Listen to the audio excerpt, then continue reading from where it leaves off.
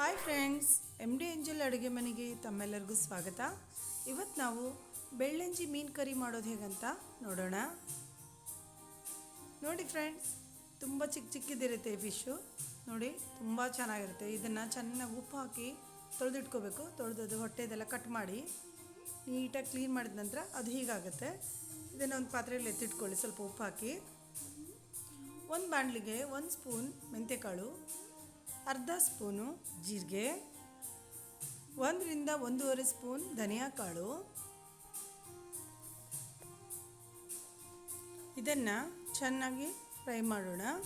ಕಂಪು ಬರೋ ಥರ ಹುರಿಬೇಕು. ಇದನ್ನು ತುಂಬ ಹೊತ್ತೋ ಥರನೂ ಹುರಿಬಾರ್ದು. ಇವಾಗ ಇಷ್ಟು ಸಾಕು. ಇದನ್ನು ಜಾರಿಗೆ ಹಾಕೋಣ. ನಂತರ ಇವಾಗ 1 ರಿಂದ 2 ಈರುಳ್ಳಿನ ಕಟ್ ಮಾಡಿದ್ದಂಥದ್ದು ಹಾಕೋಣ. ಇದಕ್ಕೆ ಸ್ವಲ್ಪ ಇವಾಗ ಎಣ್ಣೆ ಹಾಕಿ ಫ್ರೈ ಮಾಡೋಣ.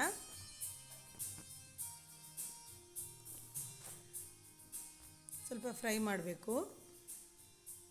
1 ರಿಂದ 2 ಟೊಮೆಟೊ ಹಾಕೋಣ.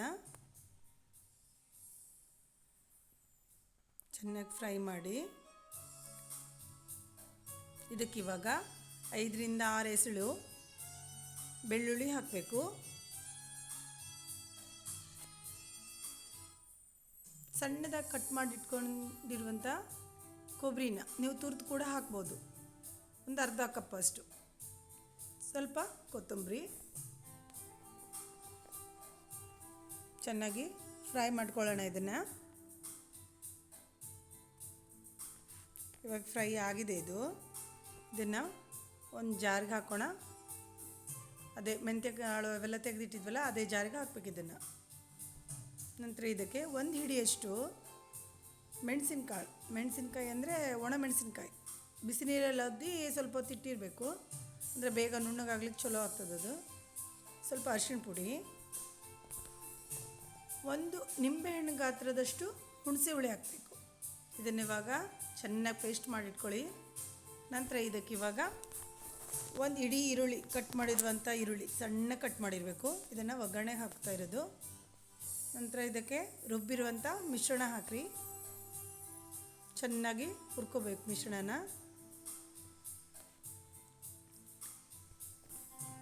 ಅದೇ ಮಸಾಲೆ ರುಬ್ಬಿರ್ತೀವಲ್ಲ, ಅದರದ್ದೇ ಸ್ವಲ್ಪ ನೀರಿರುತ್ತೆ ಜಾರಿಂದು. ತೊಳೆದ್ಬಿಟ್ಟು ಅದನ್ನು ಹಾಕಿ. ತುಂಬ ತೆಳು ಮಾಡಬಾರ್ದು, ಹೀಗೆ ಸ್ವಲ್ಪ ದಪ್ಪನೇ ಇರಲಿ. ಇದಕ್ಕೆ ಸ್ವಲ್ಪ ಉಪ್ಪು ಹಾಕಬೇಕು. ಇವಾಗ ಉಪ್ಪು ಹಾಕಿ ಮಸಾಲ ಕುದಿಲಿಕ್ಕೆ ಬಿಡಬೇಕು. ಸ್ವಲ್ಪ 1-2 ನಿಮಿಷ ಮುಚ್ಚಿಡೋಣ.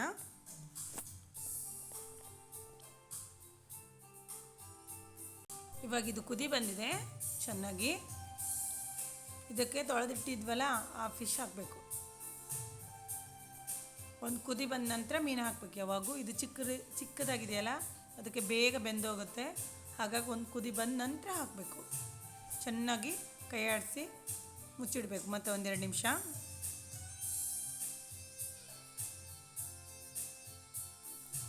ನೋಡಿ ಫ್ರೆಂಡ್ಸ್, ಇದು ಕುದೀತಾ ಇದೆ. ಆಲ್ಮೋಸ್ಟ್ ಆಗಿದೆ. ಇದು ಇನ್ನು ಸ್ವಲ್ಪ ಕುದಿಲಿಕ್ಕೆ ಬಿಡೋಣ. ತುಂಬ ಟೇಸ್ಟಾಗಿರುತ್ತೆ ಇದು. ಈ ಫಿಶ್ಶು ಯಾರ್ಯಾರು ತಿನ್ನಲ್ಲ, ಈ ಥರ ಕರಿ ಮಾಡಿಕೊಂಡ್ರೆ ರೊಟ್ಟಿ, ಚಪಾತಿ, ಅನ್ನ ಎಲ್ಲದ್ರ ಜೊತೆಗೂ ಚೆನ್ನಾಗಿ ಕಾಂಬಿನೇಷನ್ ಇದೆ. ಇದು ತುಂಬ ಚೆನ್ನಾಗಾಗುತ್ತೆ ಫಿಶ್ ಕರಿ. ನೋಡಿ ಫ್ರೆಂಡ್ಸ್, ರೆಡಿಯಾಗಿದೆ. ಇವಾಗ ರೆಡಿಯಾಗಿದೆ ಇದು.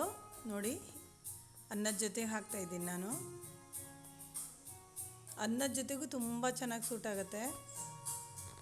ತುಂಬ ತೆಳು ಮಾಡಬಾರ್ದು. ಇದನ್ನು ಇದೇ ರೀತಿ ಮಾಡಬೇಕು. ತುಂಬ ಚೆನ್ನಾಗಾಗುತ್ತೆ. ಬೇಕಾದ್ರೆ ಒಂದು ಸರಿ ಟ್ರೈ ಮಾಡಿ ನೋಡಿ.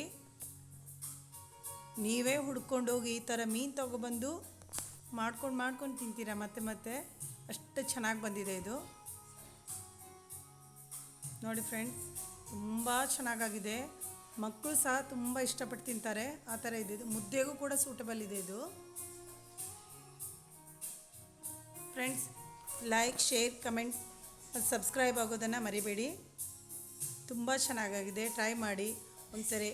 ಹೇಗಾಗಿದೆ ಅನ್ನೋದನ್ನು ಕಮೆಂಟ್ ಬಾಕ್ಸಲ್ಲಿ ಹೇಳಿ.